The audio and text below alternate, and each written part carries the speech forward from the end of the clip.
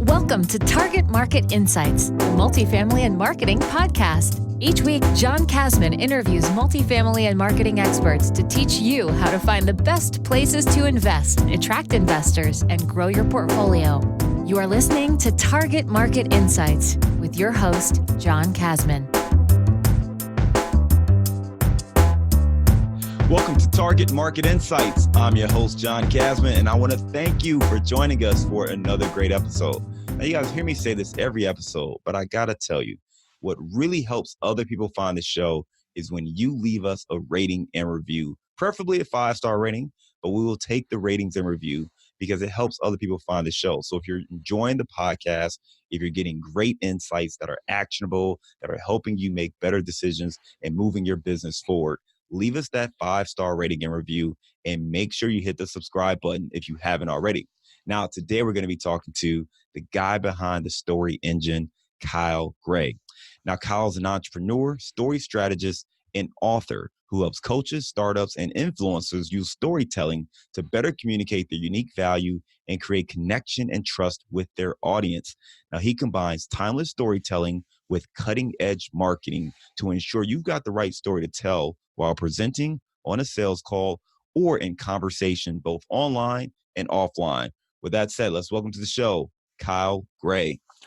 John, thank you so much for having me. I'm so excited to be here, and just already I've got to just jump out there and give you a little bit more credit, give you a little bit more support, because I know I've got a podcast too, and just everybody listening out there, like a 5-star review makes the biggest difference as a podcaster, or as if you've got a book or anything out there that needs reviews. You have to bite, scratch, and claw for every single one, and so I just want to reiterate there, because there's only so much you can do when you're the host to do this. So I have a little bit of freedom right here.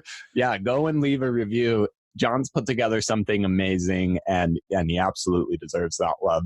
And thank you again for having me. I'm so excited to be here and have some really fun, deep conversations today. Absolutely, Kyle. Hey, listen, I appreciate that, and definitely every review helps. So, I mean, if you're listening, you don't think that, it does. Every review absolutely helps. So, Kyle, thank you for helping to reiterate that. Kyle, I started talking a little bit about what you do for other people. Why don't you take a minute and kind of give us more context to who you are and kind of how you got to where you're at today? Absolutely.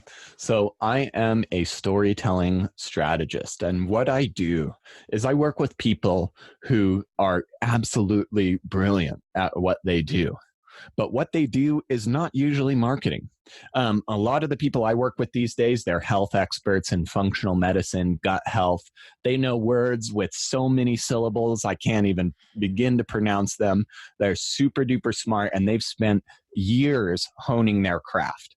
And again, during all of that time learning about how to make these big health results happen for people, they never learned anything about marketing or sales or anything like that. And oftentimes, all of that training that you spend mastering and honing your craft can actually work against you when trying to communicate with people about what you do and getting people on board, because you're all of a sudden in this kind of higher level academic ish or very intelligent world and very practiced world. And so saying some of the stuff that you might say to a colleague who's on the same level as you, which seems totally normal to you, might go totally over the head of somebody you want to work with. And so what I love to do is just help people just like this create and craft stories that really reach their audience where they are in their journey and in their mindset. And it's just a subtle difference, but it makes a huge, huge impact on how people work with you. I've been working in this I've been an entrepreneur for about 5 years. I started working at a startup called WP Curve, and I was telling the story of this startup through weekly blog content, updating, we've hired this many people, our revenues increased, our web traffic's going up like this, just telling the story about how the startup was unfolding. I worked for them for about a year. Shortly after I left them, they ended up selling to GoDaddy for a nice exit, which was really, really cool. And since then, I've been working with lots of different entrepreneurs and startups and businesses. But where I really found my groove happened to be with, again, health and wellness experts when I actually started to face my own health journeys, which I can talk about a little bit later. But it's kind of been my own unique niche that I found over the process of, again, years, which I think is just what it takes to really come into yourself as an entrepreneur. Yeah, I mean, I think the thing you hit on that really stands out to me, at least, is, many of us are experts in something. I happen to have a background in marketing, so this is a little more natural for me to go from talking about real estate investing and how to get into multifamily to marketing and leveraging social media and coming up with campaigns and things like that. For me, it was the challenge because it was a bit of a leap going from marketing to multifamily. So part of what I've been able to do is close that gap and bring marketing closer to multifamily, especially when it comes to reaching out to other people, building a brand and things like that. For someone who has no marketing background and has no interest in marketing, maybe you are, like you said, a health professional or wellness professional or something completely different, an accountant. Or multifamily real estate agent, which I've worked with people in that realm too, and that's one of the most cutthroat, crazy places to work. That is a wild, but also all the more like you must bring some powerful stuff to that market, because really, like, it is all about relationships and story, and it's funny. I feel like the bigger the investment that a lot of people have to make, which I feel like there's few higher investments than a multifamily building, but it's actually, you'd think it'd be a more logical decision, but I would say that it's actually the higher the prices, the more emotion becomes involved in those choices. So why don't we just pick up there? I mean, you mentioned the emotion playing a big role, and we talk right now about people who are investing in different things, and that emotion can get the best of them at times.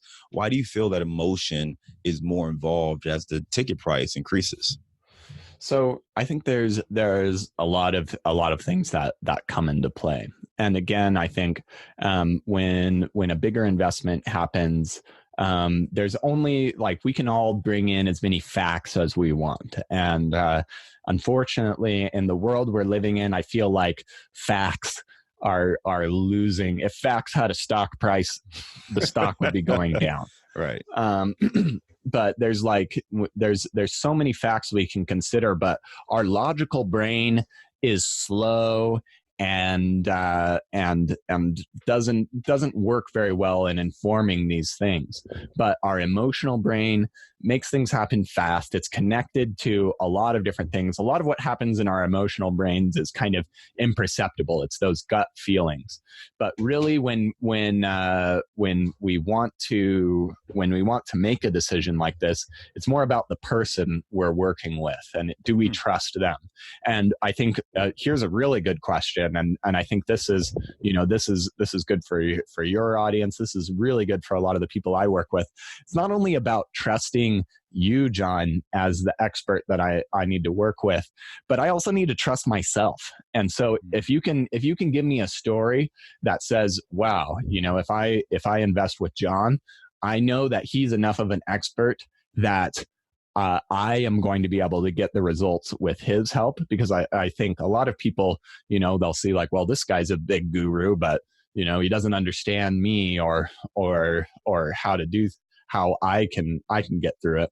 And so I think that's one of the key things. And so again, we want to understand why you're extraordinary in your stories, but there's a couple of other elements. We also want to understand why you're ordinary, why you're just like us, why after, we're done doing whatever work we're doing, we could go and have a coffee or a beer and have a good conversation and enjoy each other's company after that. I think that's actually, one of the more important things in the investment is, like, do I trust this person behind me? And so a lot of the work I do, again, especially this is kind of like what you would do in creating your opening story, whether you are getting on a podcast, starting a webinar, or getting up on stage and speaking. You want to communicate, here's why I'm just like you, and I understand exactly the pain you're going through. Here's why I'm extraordinary, and I have found the solution to that pain you're going through, and I'm so excited to share it.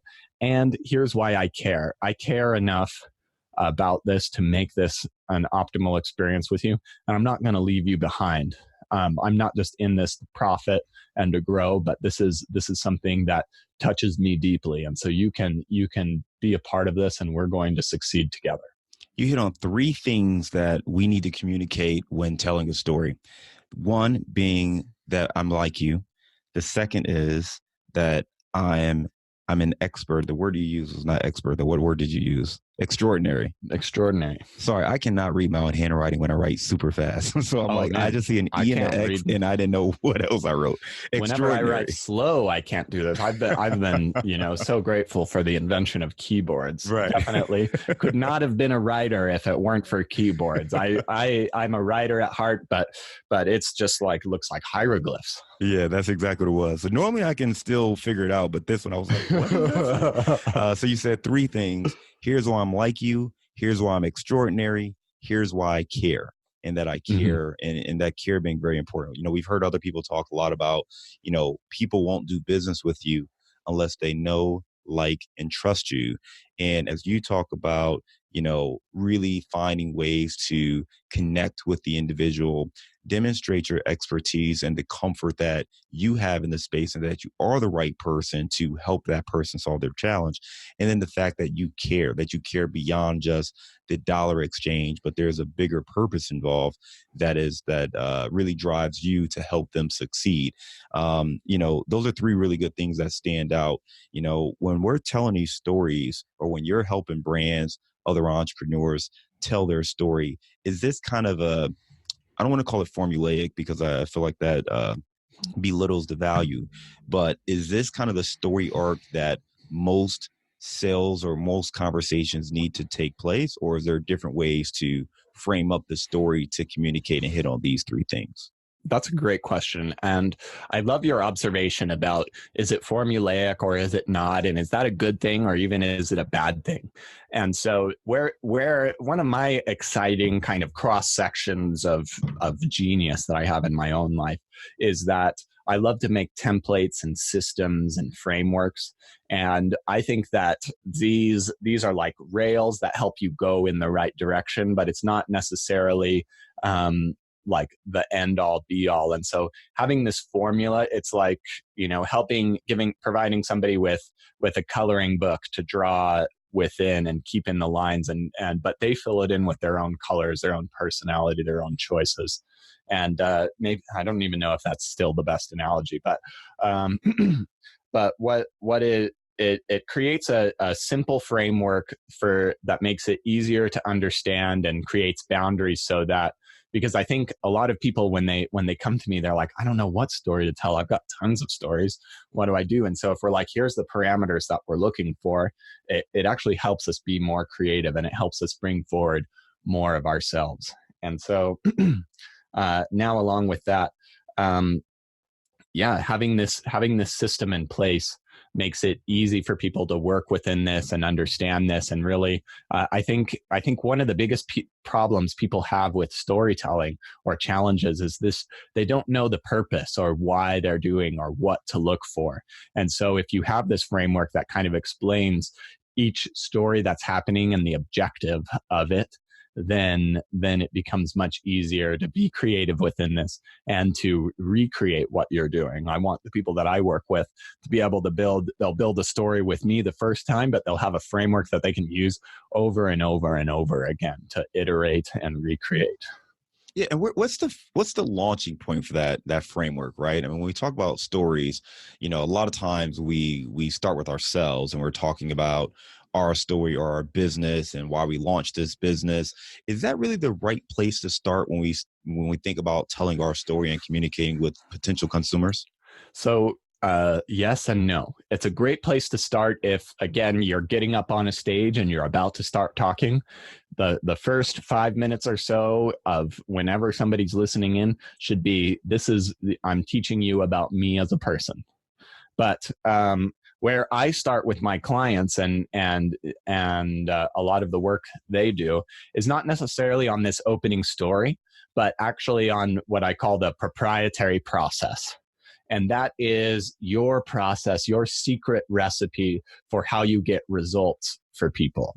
And I like to use this analogy. It's hilarious that I work with health and wellness people to them, but I talk about using grandma's lasagna, or maybe like there's a matronly or person in your life that you used to go to their house and they would always cook your favorite dish.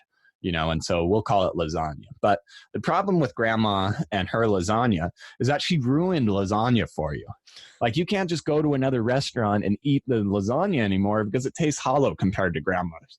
But what's going on there? Because grandma is not putting anything special in there. There's no, the ingredients were good, but there's no like secret ingredient that whatever restaurant isn't aware of. So what's happening there?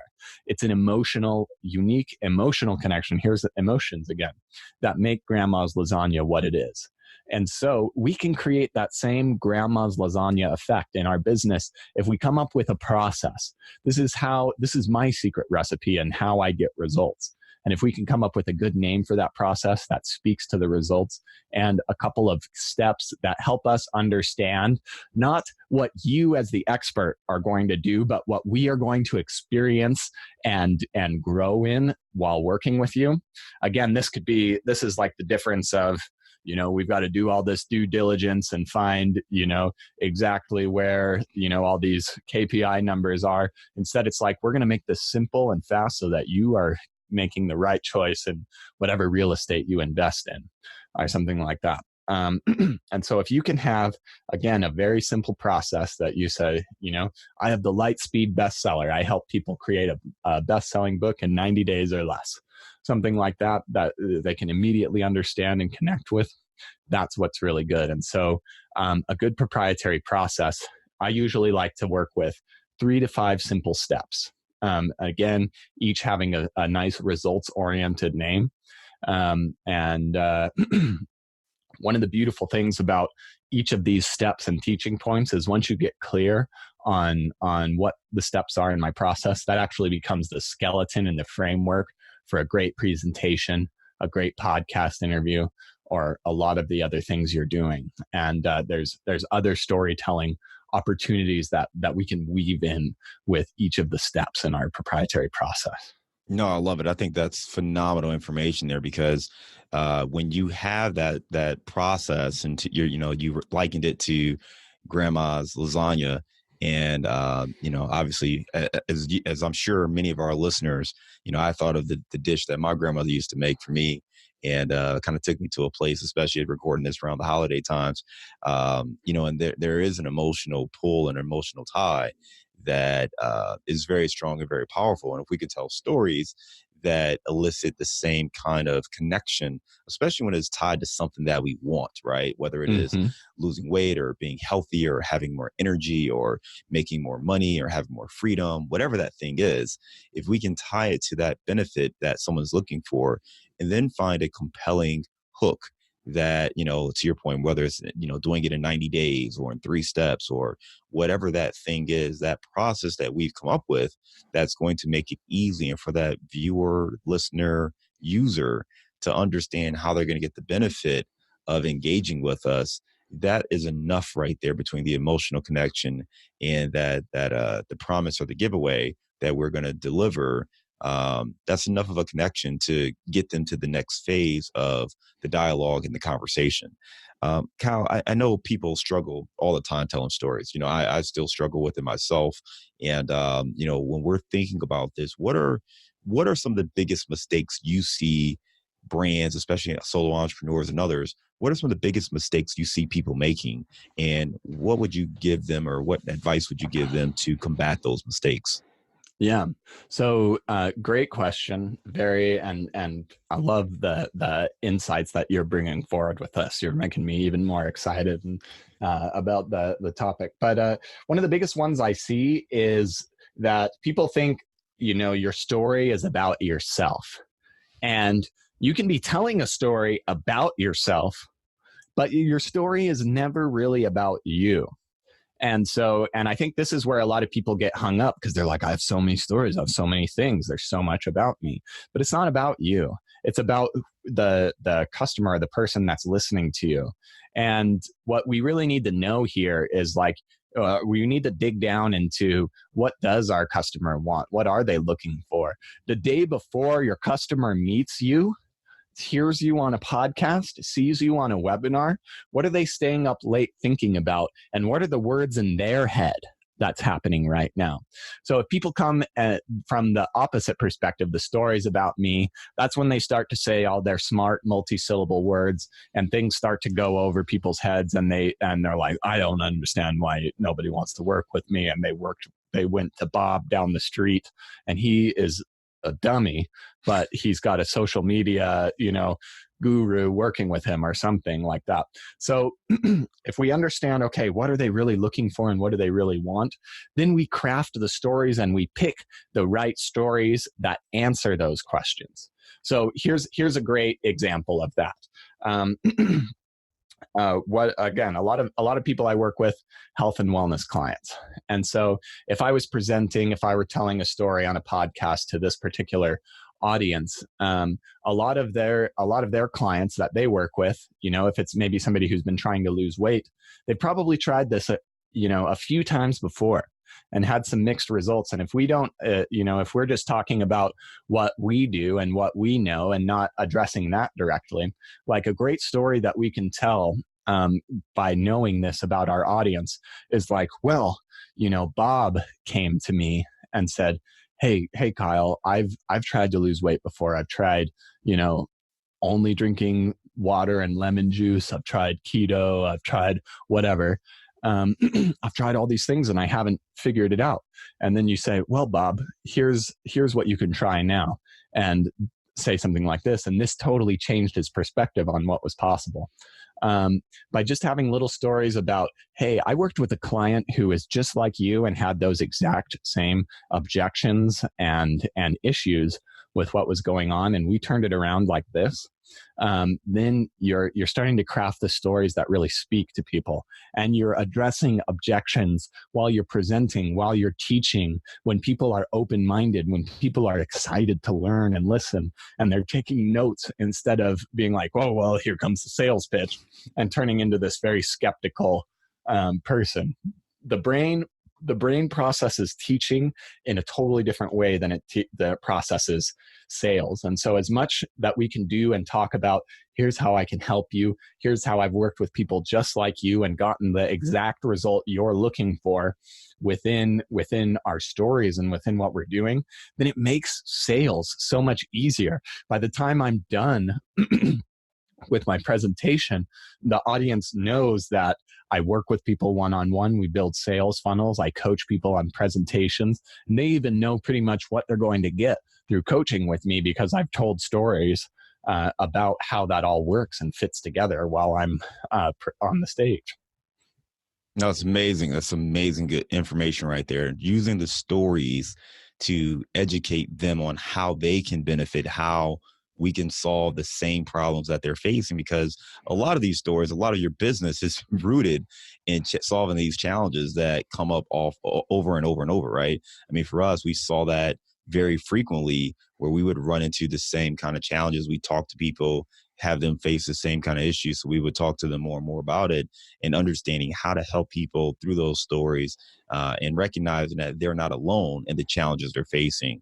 Their challenges are not necessarily unique. In that way, you kind of help to position yourself as a person who can actually solve them. Cal, you mentioned a couple of times that you work primarily with health and wellness professionals. Tell me a little bit more about your story and kind of what led you down this pathway of working directly with these individuals. That's a great question, and it exemplifies why I'm different. And you can look and listen as you're listening, listen to my story and think about the kind of how I've positioned myself in this story. So about 6-ish years ago, I was just graduating with my master's degree. I was about to start off on this journey going and working with this startup and kind of some of the things I've been already telling you about. This day should have been one of the best days of my life. I am graduating debt-free, and I paid for it myself by working a bunch of student jobs at the University of Utah. But I'm not happy. I'm lucky that I'm wearing a big gown because I'm limping underneath it. And I'm trying to smile, but I can't really smile. Like, I just have this crooked kind of thing on my face. I'm not happy because, I'm celebrating the achievements of my mind today, but I feel betrayed by my body. I'm experiencing a lot of pain, a lot of anxiety, a lot of fatigue. And, for a long time, I just thought I had a bad, mindset. But no matter how many Tony Robbins books I read, nothing seemed to change. And so I discovered through a couple of years of trial and error, it takes years to figure these weird things out, that I had a thyroid problem that was the source of a lot of what I was going through. And I discovered later, again, through more years and a little bit more testing, I had an autoimmune disease called Hashimoto's disease. And my first reaction to this was how I usually reacted to an injury or a health thing. But it's like, oh, I'm stuck with this forever. I'm screwed.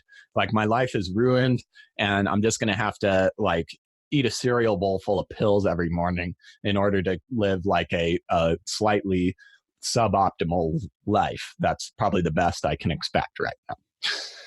And anyway, so a few months pass. So now this is years and years, and I'm becoming an entrepreneur, and I'm writing books, and I'm doing these things, but I'm still struggling with this.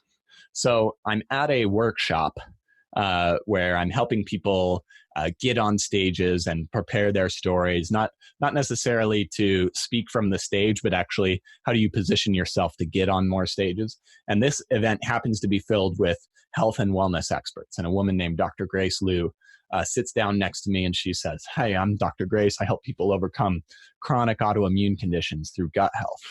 And all of a sudden, when that happens, everything I knew, and you probably have this same experience with multifamily as I'm about to experience here, everything I knew about storytelling and copywriting and marketing, all of a sudden fused with everything I knew about health and wellness. And so I was like, oh, so your clients must feel like this. They try and do this, but that happens, but they really want that.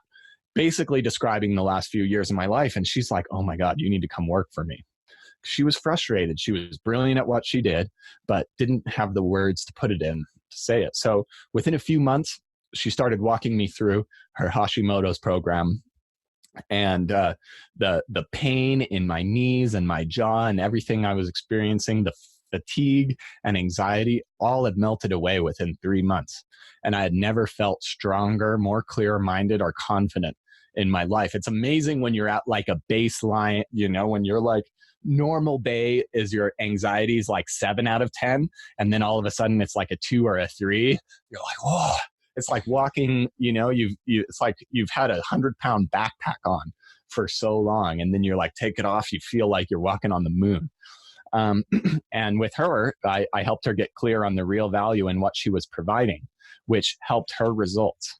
And so I decided with this new clarity of mind that I really wanted to make an impact in this, because this not only helped me, but my mother is facing similar autoimmune chronic conditions. And I had a lot of close friends who, are young and are experiencing all these weird health issues that just can't be addressed with kind of the traditional medical narrative. And so I found a real place for me in this community. And they're a lot like high ticket business consultants. Their programs are expensive. They're not covered under health insurance. And so you've got to make a big sale. Some of these things are $3,000 to $10,000. And if you don't even if you're just a health and wellness expert and you're trying to sell these things without any, sales or marketing experience, it's going to be really difficult. So you undercut yourself, you undercharge, you take shortcuts, and that nobody wins that way. So And that's my story. And that's like why I care. And I can get so excited about this stuff. I can talk, with these people for hours now about all these different, probiotics and things like that. But I can still, what makes me valuable to them is I've had the patient experience.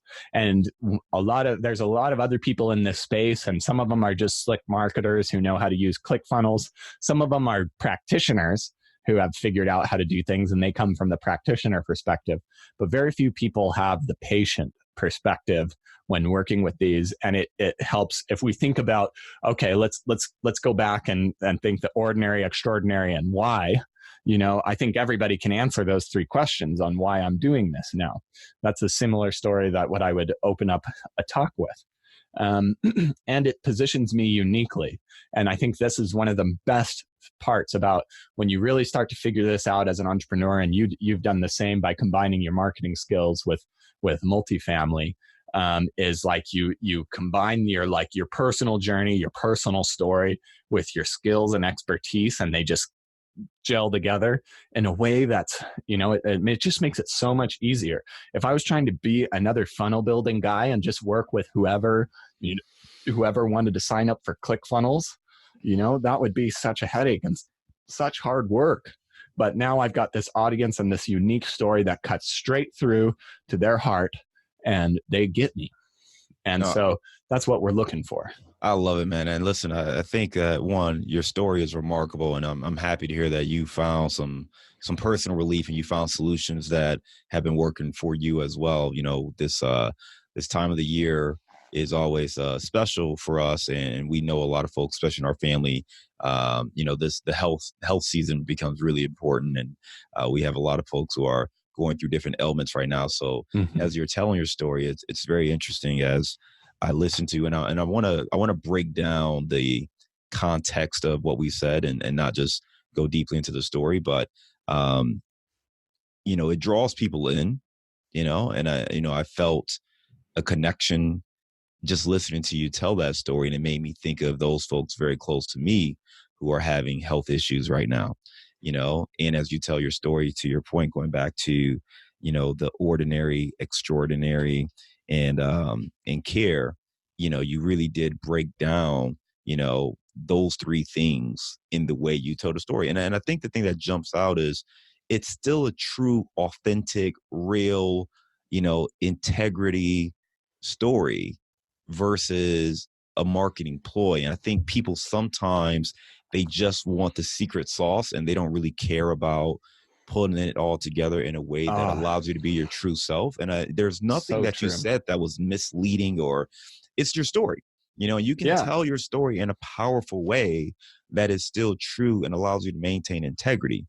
And I think that is what we all should be striving for. No matter what you want to do, you should find a way to tell your story in a powerful way that connects with other people, that still retains all integrity and is not a sales pitch or marketing ploy. And I think you've done that excellent. I think that's something that I hope our listeners are picking up on. And as they think about telling their story, it's being truthful to themselves, and telling your story in an honest way, in a way that has strong integrity, but also is more powerful in its ability to connect with other people and allow them to see themselves in your story. You're hitting on something that it's like, this is like a hot button, like rant topic for me, but so many people that I work with have this thing. They're worried, like, oh, it's not going to be authentic. If I work with a coach, or if I work in a framework, or if somebody's telling me to say it this way and not that way, that it's less me somehow. Or that constructing and crafting and thinking about your story and who you are and how you want to bring it is in any way inauthentic, or getting up on stage and talking in front of people and letting them know about your programs and your services is like salesy and sleazy. And I just have to say, like, that is that's like mindset that's slowing you down, that's keeping you from being your genius. We as entrepreneurs, everybody listening in here, we are professionals, and we need to charge appropriately for the value we create. Everybody is better off if you charge what you're worth, and you are in front of the people who value charging what you're worth. Yeah, there's nothing sleazy about this in here. And if you're letting that kind of, oh no, I'm being salesy, get in the way of you being a genius in whatever it is you are, of you serving the people who need your help, that is a disservice. And I don't like that at all. No, I love that. I love it. Yeah, absolutely. You wrote 2 books, The Story Engine, and the second book is Selling with Story. Just very quickly, tell me about these 2 books. What makes them unique and what makes them different? Yeah. So Selling with Story is kind of it's my latest book, and it is I don't know what to say. It like combines all of these ideas, a lot of the ideas I've been sharing. It's all about how to get clear on your story and put it together in a simple framework. And then how can you use that story in a webinar, in your sales copy, but to get results immediately? Because I think a lot of us out there, when we're starting out in business, we just need a client. You don't need to register an LLC. You don't need to set up a website. If you can stand up in front of a few people and be like, this is who I am, this is what I do, do you want it? Then that's all you need. And then once somebody pays you money, then you can start asking more questions. But that's kind of what, like, this book is like, what's the smallest amount you can do to start making money? And I wrote this as a prequel to The Story Engine, which is more about kind of my time working for the startup and how I see content marketing. It's how do we get clear on your story to the point where it's scalable and that you can bring on other people to help you tell that story authentically, consistently, and bigger than just you on your own could. And we were even talking about some of the ways that we do that and need that even before we hopped on the show today. So those are I wrote that's kind of like what I'd recommend is if you're just starting out, just getting in there, like Selling with Story is a great place to start, get clear on how to communicate in a way that's really going to get results. And then as soon as you start getting some revenue in, take advantage of content marketing. Then The Story Engine is the book for you. All right. We'll definitely link to both of those books in our show notes. Kyle, are you ready for our Bullseye Round? Absolutely. What is the book you've recommended or gifted the most in the last year?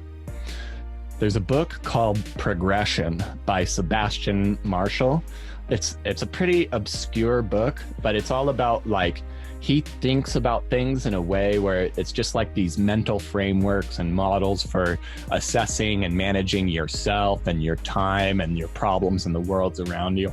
But I think it's such a freaking good book. I actually have been really wanting to get Sebastian on my podcast. It's one of those ones, it takes me a really long time to read. I'm a fast reader and I go through a lot of books, but I just like read a paragraph and I'm just like, damn, I got to chew on that for a while. And like, I have to like put the book down and come back after a couple days. Those are the best books when you can read it and you can't even just keep going. You're like, wait, I gotta stop because I feel like I need to implement this before I can even keep going. Yeah. Those are the best books for sure. All right, give me a digital or mobile resource you recommend for your business. I think right now, ConvertKit. Actually, no, I'm going to change this up. BombBomb. BombBomb is a video email platform that I use to either reach out to my clients when they've signed on. But anyway, what it is you can create a quick video, usually like 1 to 2 minutes, and then embed it in an email. And so when somebody gets an email from you, there's a cool little video that they can click on and see. And it just, and I think this is really aligned with the whole thing we've been talking about, is I love this tool because it brings a human connection into one of the least human places we experience, which is email. And so it's a great way to make a first impression. It's a great way to break the ice. It's a great way to show a lot more of yourself than just what you can write in an email. BombBomb is great. It's a great application. I've seen it a couple times and actually have explored it ourselves. We haven't implemented it yet, but you're making me go back to the drawing board and understand what our concerns were. We might have taken another look at that one. All right. What is a daily habit that helps you stay focused on your goals? One of the best daily habit I have right now is Wim Hof breathing. And so this is a breathing exercise put on by this crazy Dutch guy named Wim Hof, who he likes to climb Mount Everest in his swim shorts and things like that. But anyway, it's a process where you breathe in and take in a lot of air, and it just activates a lot of energy and clarity, and it can feel like a psychedelic experience in its own way. And just in like 15 minutes, you can go from I'm jet lagged and tired, I just got home after a long plane ride, to I can get through the rest of the day, or I don't really feel like working very hard, to it just always puts me in a good place. So I try and do, again, 15 minutes of this breathing technique in the first thing in the morning. And I'm not as good at this, but I want to get better as a shutdown ritual when the work is done. Love that. All right. How has a failure or an apparent failure set you up for later success? So I think I felt like a failure for a while, even with my own health stuff. I felt like a failure as I was just angry at myself for being sick. And I saw a lot of what I was doing as a failure, and I couldn't figure out what was going on and so it was a big loss. And again, for a long time, there were 4 or 5 years where I'm very athletic. Just this morning, I woke up at 4:45 this morning, and a buddy and I got on our skis and we hiked up a mountain and then skied down it before we started the workday. And that's the kind of stuff I love. And I didn't have access to that for a while. But if I hadn't experienced the pain of what an autoimmune condition is, it wouldn't have given me the gratitude that I have for my own health and my own self. Like when I was 22, I was like, oh, I've got great genes. I'm never gonna, be hurt by anything. I'll be fine. Just the dumb youthful thoughts. But because of that, it's positioned me to serve people that I really care about, that I want to see successful in a unique way. And so that's my answer for that. All right. What's one thing you know now that you wish you knew when you were starting out? For a long time, I thought hiring team members was going to look like this. You bring on a team member, and then there's 3 to 6 months of headaches that they create of you trying to figure out how they fit into everything, and training, and you stop doing what you're doing during the day to help fix whatever they did, and they're just not going to be able to keep up or understand everything. And that was one of my limiting beliefs that slowed me down for a long time, because as soon as this year, this is the real year that I've really started to bring on more team members and set them up in a way so that we can all be very successful. And instead of me having to figure out what they're doing, they're taking time, they're answering, they're figuring things out, they're bringing ideas to me, they're taking the lead on things. I was traveling over November through Europe, and they're like, hey, we want to do a Black Friday thing to sell your course. And I was like, okay, you guys can do it. You figure it out. We'll set up a good profit share, but you solve it all and do it. And they did. I didn't think we were going to sell any, and we sold a surprising amount of courses. And so again, to put this crisply, is the right team members are take you to a whole new level that you didn't expect possible. And that's what if I would have seen that and known that earlier, and that I don't have to fulfill on a lot of this heavy lifting client work that I used to do that took a lot of my time. Could change things a lot. Could be moving a lot faster. What are you curious about right now? I think what I'm curious, and this kind of is in my own health journey, but I'm finding and I'm discovering that there's a lot of connections between what's going on in my mind and the story I'm telling myself and the meaning I'm ascribing to the world around me, and my actual physical health. I've found a lot of relief from what I've been experiencing, but I'm definitely not out of the woods yet. And I feel there's something, this is a little woo-woo and metaphysical, but so your thyroid's located in your throat. And I still feel like there's many ways that I'm coming into my authenticity. I'm coming into expressing myself more fully and more completely, and online, offline, and who I work with.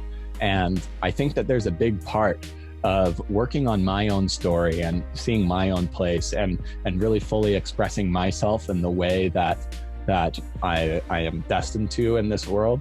That's part of my health. And so what I'm curious about is again, what's going through my own mind and what story am I telling myself on a daily basis, and how can I change and modify that to become a better version of me and a healthier version of me.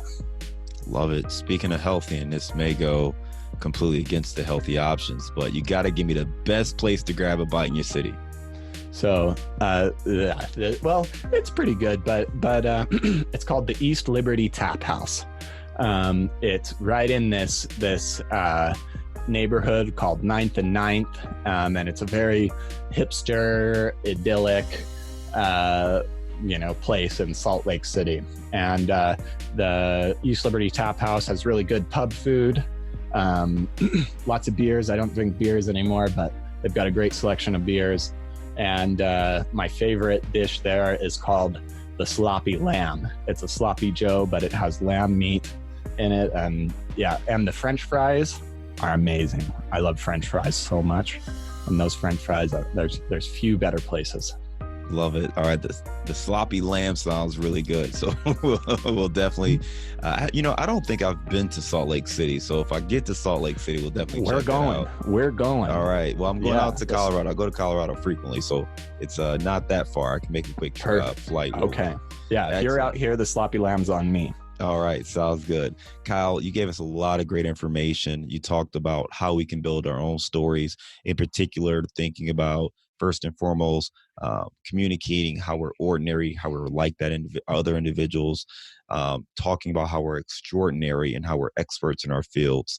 And then lastly, why we care, why we stand out, what's going to make it work and be more effective than maybe some of the other options and solutions. I love your example, your own personal journey, your personal story about what you're going through and what made you so passionate about helping other healthcare and wellness professionals. And I think it's a lot of great information that we can kind of digest and think about and figure out how do we do a better job of telling our story. And I like our back and forth about understanding that this is not necessarily just about marketing, doing the air quotes. This is not about sales. This is about how do you tell your story in a way that finds the right audience. And I think that's really important for every entrepreneur, whether you care about the marketing or sales. If that's not your background, it doesn't matter. You've got to find the right people for your product or your service, or you're not going to be in business very long. So these are very important things to take into consideration.